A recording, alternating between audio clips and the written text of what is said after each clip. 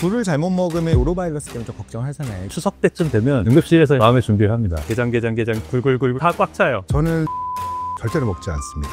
폐, 간 이런데 기생충이 돌아다녀요. 이게 눈에 박히잖아. 혈관 많은데 그러면 실명을 해요. 많이들 드시고 응급실에 실려 오시고 있다. 반갑습니다. 이덕수입니다. 오늘도 우리 지식인사이드 구독자분들만을 위한 아주 특별한 처방전을 써드리고자 이 자리에 모였습니다. 세계에서 한국인들만 먹는 음식이 있다. 외국에서는 심지어 독이 있어서 안 먹는데 독이 뭐 별거냐. 나를 죽이지 못하는 것은 날 더 강하게 한다. 그러면서 많이 먹는다는 그런 것들도 있다고 들었어요. 뭐 여러 가지가 있겠지만. 다른 나라에서는 독초라서 안 먹는데 우리나라만 먹는 것도 몇 가지 있거든요. 그 중에서 제일 대표적인 게 고사리이지 않을까 싶어요. 고사리.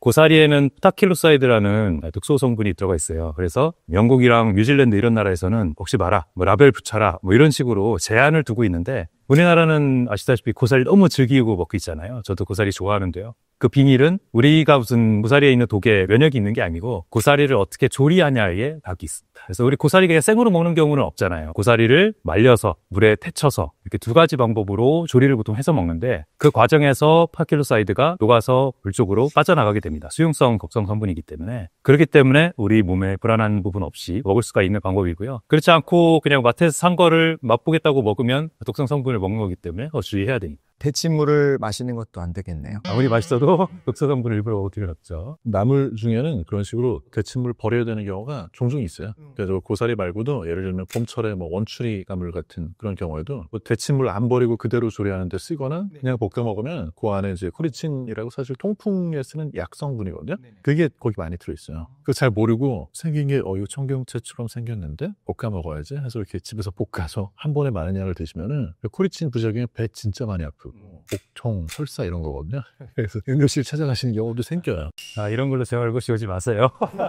뭐 먹었는지 저희가 가끔 물어볼 수도 없고 어떻게 조리해서 먹었나 물어볼 수도 없고. 우리나라가 워낙에 나무이나 이런 걸 많이 먹다 보니까 익숙하다고 생각하고 먹는 그런 것 중에도 고사리, 원추리, 뭐 토란대 이거를 막 이렇게 푹 삶아가지고 우려낸 물을 그대로 이거 요리에 넣어서 먹으면은 한 입도 먹으면 막 이렇게 찔러가지고 제대로 먹을 수가 없어요. 옥살산 칼슘이라고 토란 안에 동물이 좀 먹는 거를 막으려고 정말 이렇게 화살처럼 날카로운 그런 결정들이 들어있어요. 물론 이제 요즘엔 미리 다 처리한 것도 나오는데 모르고 이제 바로 육개장에 넣어가지고 한 입 먹으면 스님 근데 왜 이렇게 애리지? 아니, 왠지 되게 그 안에 엑기스에 좋은 게 들어있을 것 같은 느낌도 들고 그렇잖아요. 보통은. 그러면 안 된다. 채소는 무섭다. 알아둬야 될 거 되게 많은데 그중에서 우리 제일 대표적으로 아는 것 중에 하나가 이제 감자. 싹난 거 먹지 마라 그러잖아요. 솔레닌이라는 성분이 나와 있어가지고 싹났을 때 더 많이 들어있다고 해요. 그 농도가 있으면 우리도 고통을 일으키고 구역도 일으킬 수가 있기 때문에 그 부분도 피해야 되고 그 외에도 식물들이 자기 보호하기 위한 성분들이 되게 많은데요. 우리 죽순 있잖아요. 죽순. 그것도 시아나물이라 그래가지고 시아나물이면은 청산가리 성분의 하나기도 하셨습니까? 그런 성분들이 들어있기 때문에 죽순도 조심해야 되고 그 다음에 밥에 우리 넣어 먹는 강낭콩 있잖아요. 강낭콩에도 렉틴이라는 성분이 들어있는데 이것도 구역감을 일으킬 수 있고 뭐 현미에도 피틴산도 있고 아주 작은 그런 독성 물질들은 식물들에 다 조금씩은 들어가 있는 거예요. 자기를 방어하기 위해서. 근데 그런 부분들이 우리가 조리 방법을 통해 가지고 해결을 하고 먹고 있는 상황이라고 볼 수 있습니다. 또 그런 것도 들었어요. 외국에서 뭐 이탈리아나 이런 진미를 좋아하는 분들이 와서 처음에 놀라는 거는 이 귀한 굴을 한국 사람 이렇게 쉽게 먹는구나. 시장에서 굴 보고 깜짝 놀라고 그랬는데 굴을 잘못 먹으면 이제 노로바이러스 때문에 좀 걱정하잖아요. 예전에는 가을에만 그렇게 노로바이러스 많이 걸려서 오셨거든요. 그래서 추석 때쯤 되면 응급실에서 이제 마음의 준비를 합니다. 게장, 간장게장이나 양념게장도 익혀서 먹는 게 아니라 바다 게를 갖다가 우리가 뿌린 간장을 식혀서 부어서 삭혀서 먹는 거잖아요. 그러다 보니까 노로바이러스 감염돼서 또 오는 경우가 많아요. 굴도 그렇고 게장도 그렇고 두 가지 때문에 많이들 오시는데 그래서 장염으로 오면 게장 먹었어요? 굴 먹었어요? 이렇게 물어보거든요. 근데 어느 날은 그 추석 때쯤 되면 게장 굴굴굴굴 이러고 다 꽉 차요. 근데 요즘은 봄철인데도 노로바이러스 꽤 많이 오시거든요. 이게 철을 불문하고 많이 좀 바다에 퍼지고 있나 보다 그런 느낌도 좀 들고요. 많이들 드시고 응급실에 실려 오시고 있다 그런 상황입니다. 이런 노로바이러스의 위험을 알고 있잖아요. 그래서 이제 교수님이나 드시는지 최소화하려고 노력을 하시는지 이것도 궁금하긴 했어요. 저는 굴이랑 게장을 굉장히 즐깁니다. 뭐 노로바이러스는 뭐 죽는 질환은 아니고 맛이 더 중요하다. 저도 200% 동감입니다. 그리고 또 굴 같은 경우는 아연의 고고기 때문에 굴을 포기하기가 너무 어려워요. 그래서 끓여서 굴국밥이나 굴전으로 먹더라도 굴은 정말 포기할 수 없고 하지만 또 생으로 또 안 먹을 수가 없으니까 한 번씩 또 먹긴 합니다. 굴은 근데 무조건 생으로 먹을 수 있는 표시가 따로 있고 조리용이 따로 있기 때문에 그거는 생으로 먹으면 안 되고 딱 그 횟감용 굴은 뭐 혼자서 다 먹죠, 혼자서. 그럼에도 불구하고 나는 생으로 요거는 안 먹는다. 죽거나 안 죽거나 상관없이. 그런 것도 아마 있으실 것 같아요. 그러니까 저는 동물들의 내장 이런 것들은 절대로 먹지 않습니다. 소 같은 경우는 근육은 뭐 육회도 먹고 하지만 간이나 뭐 천엽 이런 것들이 있잖아요. 그런 데는 기생충 감염 위험이 있어요. 그래서 이제 개회충증이라고 있는데 개회충증이란 게 이러한 들판에 개똥, 뭐 고양이 또 이런 데 있지만 다른 동물에 의해서 전파가 되거든요. 들판에서 막 이렇게 쏘고 있는 그런 뭐 이렇게 집어먹고 있는 닭들, 토종닭 이런 거 우리가 육회도 먹거든요. 그런데도 감염이 될 수가 있고 다양한 그 있어서 토종닭들 육회는 절대로 먹으면 안 되고 그다음에 이제 소나 돼지 대부분 좋은 깨끗한 사육시설에서 하니까 문제 없다라고 얘기할 수 있지만 그 소들이 사실은 건초를 먹거든요. 근데 그 건초가 이미 쥐똥이나 새똥 이런 것들이 오염돼 있어서 거기에 개회충이 전파되어 있는 그런 미세한 알들이 거기 있을 수가 있기 때문에 실제로 깨끗한 사육시설 한 소에도 감염이 될 수가 있기 때문에 저는 그런 생강 이런 것도 먹지 않고요. 그게 만약에 개회충증에 감염이 되면은 포상구 증가증 이런 생각, 염증이 엄청 심해지고 그것 때문에 혈관이 막히고 온갖 폐, 간 이런데 염증이 생길 수가 있겠고 그 기생충이 이제 돌아다녀요. 유충이 개회충 하면은 뭔가 이렇게 장에 들어갈 것 같잖아요. 근데 이게 개랑 곡물과 사이 다르기 때문에 장으로 얘가 못 들어가고 피를 타고 돌아다니다가 간이나 폐, 뇌, 눈 이런데 박혀요. 그러면 이거를 CT를 찍다 보면은요 처음에는 여기에 뭔가 하얀 게 있어요. 근데 뭔가 있어 한 달 있다 찍으면 여기가 있고 이게 조금씩 움직여. 근데 최악의 경우는 뭐냐면 이게 눈에 박히잖아. 혈관 많은데 그러면 실명을 해요. 그래서 실제 실명하는 경우가 많이 있고 뇌에도 갈 수가 있기 때문에 소, 간, 천엽 그리고 닭이나 뭐 다른 동물들 육회 같은 거는 별로 먹지는 않습니다. 저도 어렸을 때 아버지가 소간 이렇게 사갖고 와가지고 참기름에 찍어서 먹었던 기억이 있거든요. 소간 같은 경우는 간 디스토마, 간흡충이 있어서 간담도를 막으면 간암 확률을 올리는 걸로 유명한 기생충증이기 때문에 간흡충증 조심하셔야 되고요. 그다음 요즘은 이제 돼지 사육 자체가 깨끗해져서 그런 일이 거의 없지만 예전에 키웠던 뭐 똥돼지라든지 아니면 멧돼지도 또 잡아서 드시는 분들 기사가 나와요 지금. 그럴 때 근육에 달라보면 근육 안에 있는 알이 있거든요. 그 알을 먹으면은 또 우리 몸에서 얘네들이 알을 까가지고 들어가서 이제 근육층이 다 들어가면 CT 찍어보면 동글동글동글동글 이렇게 막 박혀있는 그게 CT에 나오는 경우가 있습니다. 그래서 조심하셔야 되고요. 그 다음에 이제 제주도에 가보면 고등어를 생으로 먹습니다. 고등어회. 그럼요. 고등어회 먹죠. 근데 이제 제주도에 있는 응급의학과 선생님들한테 유명한 족보가 하나 있어요. 생고등어를 먹고 심한 곡통이 있어서 오면 이 질환을 조심해라. 아니아스야키스증이라 그래가지고 고래회충증이라는 게 얘네들 먹으면은 얘네들이 위에 들어가서 위벽을 이렇게 파고들어요. 그래서 엄청난 통증을 일으키거든요. 그러면은 내시경해가지고 이렇게 잡아 빼야 돼. 그런 거 생각해 보면은 생으로 뭐 먹는 거 걱정이 될 때가 있죠. 또 응급실에서 생으로 잘못 먹고 사망한 케이스가 하나 또 있어요. 주말에 이제 산행을 부부가 같이 가셨다가 너무 내가 잘 알겠는 버섯이 눈앞에 있는 거예요. 아 이거 내가 잘 아는 버섯이야. 나 이거 확신해 이러고서는 드신 거죠. 그리고 나서 구토 복통으로 오셨는데 버섯독은 아마톡신이라 그래가지고 위험한 독소가 있다. 그러니까 입원을 하시라 그랬는데 거부하고 귀가를 하셨다가 이틀 동안 집에서 구토하면서 고생하시다가 다다음 날에 병원을 다시 가셨는데 간 수치가 많이 넘게 나옵니다. 간부전에 빠져가지고 사망하신 사례가 있었고요. 그래서 산에서 아무리 잘 알겠는 버섯이나 약초 이런 거라도 절대 드시지 마셔라. 근데 원래 사실 자연에 있는 그런 것들이 독성을 지닌 게 굉장히 많은데 그런 거에 대해서 어떤 경계심을 가지고 있어야 되는지 좀 잊어버린 것 같아요. 요리라는 게 기본적으로 뭐냐면 먹을 수 있는 거랑 먹을 수 없는 거를 구분하는 거에서부터 출발을 하고 그 다음에 그냥 먹으면 안 되는 걸 어떻게 해서든지 가공하고 가열하고 해서 먹을 수 있는 방법을 인류가 쌓아 올린 그런 기술하고 문화 같은 건데 그런 걸 이제 무시하고 뭐든지 생으로 먹으면 좋다? 이렇게 생각을 하는 거는 쌓아 올린 그런 지식을 무시하는 거죠. 피해야 되는 태도인 것 같아요. 그러면 어제 갑자기 소곱창 먹으면서 그 생간, 참기름 찍어서 드셨던 게 생각나실 수도 있고 하거든요. 그분들이 그럼 지금 할 수 있는 게 뭐가 있어요? 그러니까 주요흡충이라든가 그런 것들에 알이 있을 수도 있고 꿈틀꿈틀거리고 있을 수 있잖아요. 근데 그 의외로 할 수 있는 건 별로 없어요. 그러니까 우리가 사람 장에 걸리는 일반적인 요충, 해충, 뭐 이런 편충 뭐 이런 것들은 사실은 그냥 일반적인 구충제로도 치료가 되기도 하는데 근데 이런 간흡충, 폐흡충 뭐 아니면 아까 개해충증 이런 것도 일반적인 그냥 구충약 먹는다고 치료가 되지가 않습니다. 죽지가 않아요. 그렇기 때문에 그냥 운에 맡겨야 되는 거죠. 아, 그래요? 그러니까 증상이 나오면은 그때 가서 치료하면 되는 거고 일반적인 예방 방법은 없다. 먹지 않는 것밖에. 네, 말씀하신 것처럼 증상이 있을 때 바로 대처하는 게 제일 중요하긴 한데 증상이 있을 때 대처해야 된다고 하니까 또 생각나는 보고 증상이 아주 드라마틱하게 나타나거든요. 턱부터 시작해갖고 마비감이 오거든요. 그럴 때 빨리 응급실 오셔야 돼요. 증상이 있을 때 빨리 움직이셔야지 괜찮은가 지켜보자 이러고서 지켜보다가 호흡마비까지 와버리면 바깥에선 살릴 방법이 없는 거예요. 응급실에 왔을 때는 살릴 수가 있어도. 그렇기 때문에 마비가 온다, 독소를 먹었나 보다 싶으면 기다리지 말고 바로 119 신고하는 게 굉장히 중요해요. 산소수 떨어지기 전에 인공호흡기 달면 살 수 있거든요. 하나 더 생각났어요. 응급실에 뭘 잘못 먹고 실려오는 것 중에 꿀 잘못 먹고 실려왔다는 분들이 있거든요.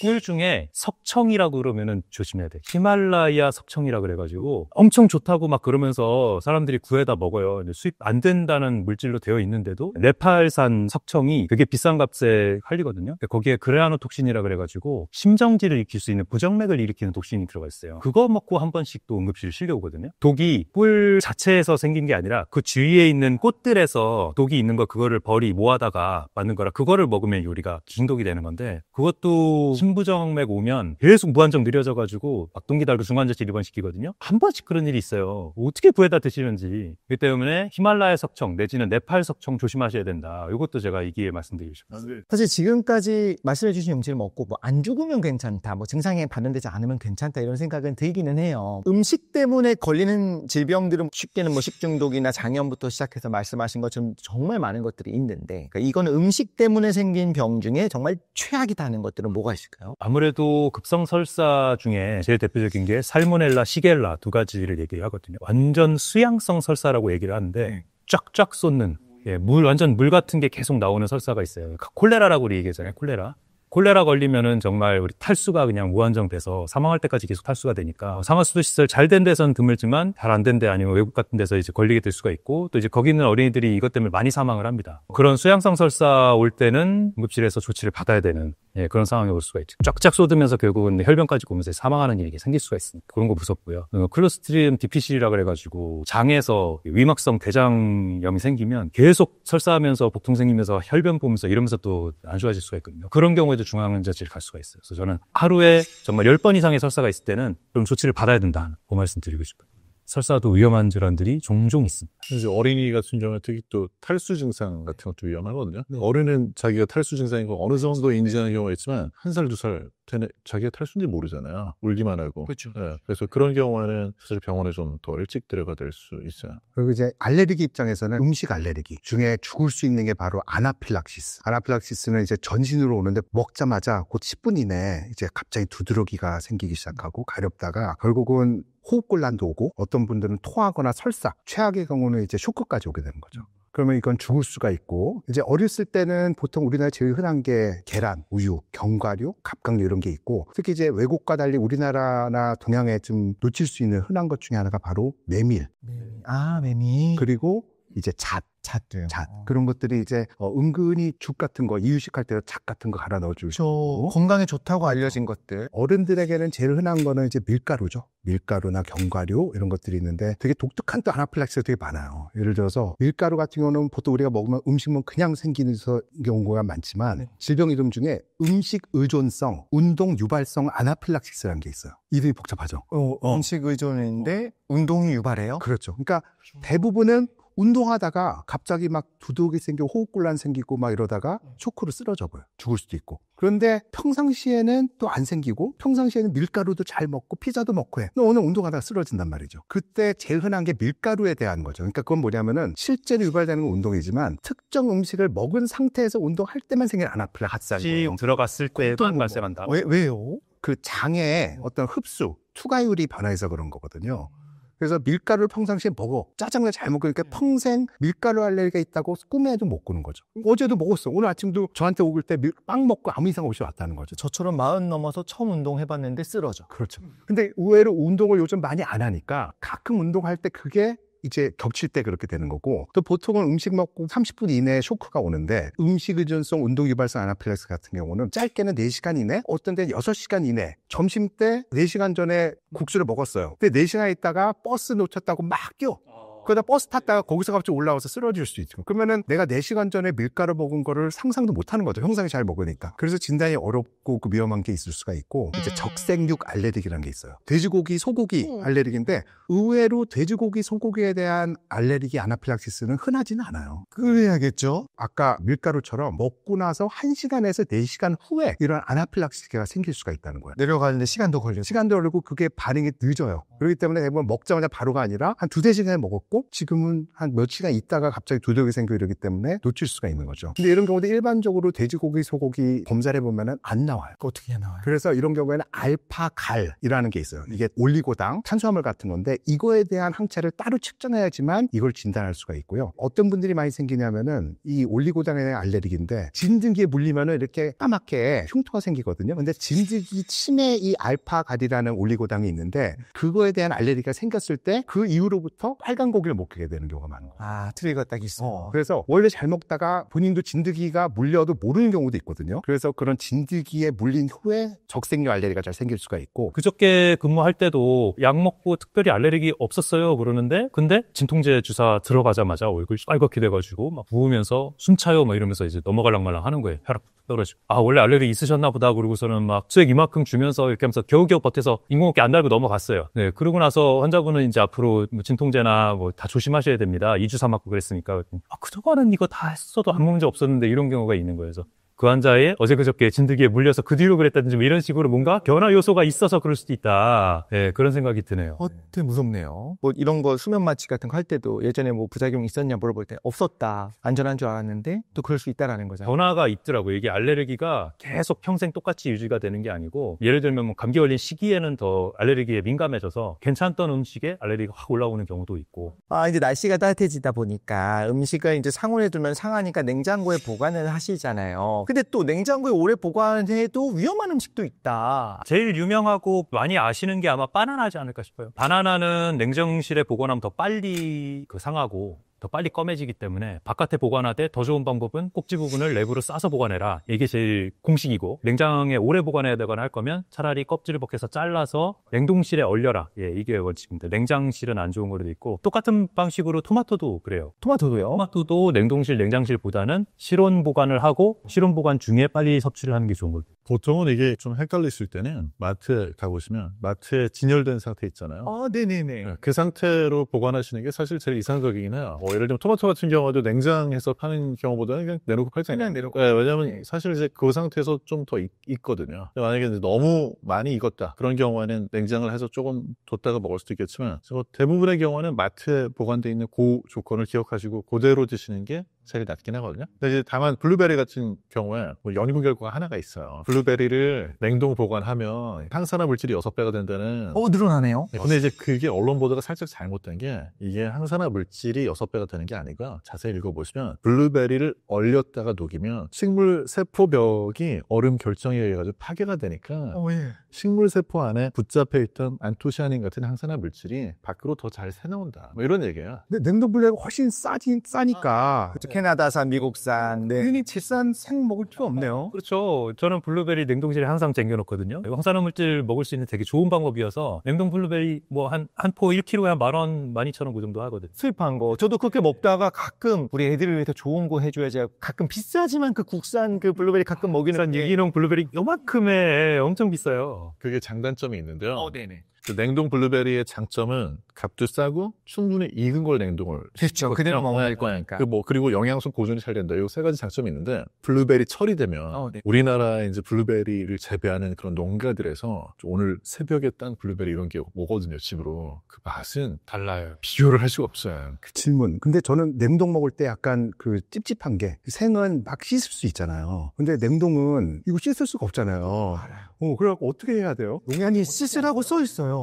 냉동인데도 어떤 거는 아닌 게 있는데 어떤 건 씻으라고 써 있어서 저도 이제 제가 먹을 땐 그렇지 않은데 애기들 하니까 씻었거든요. 근데 씻으면 그 색깔로 쫙 빠지는 거 보면 빨간색이 물이 빨개지잖아요. 그 세포막이 파괴되면서 그 안토시아닌이 다 빠지는 거였구나 싶지만 근데 씻으라고 써 있어요. 좀 아깝긴 한데 어차피 또 그 안토시아닌을 다 먹어도 흡수가 얼마나 됐냐.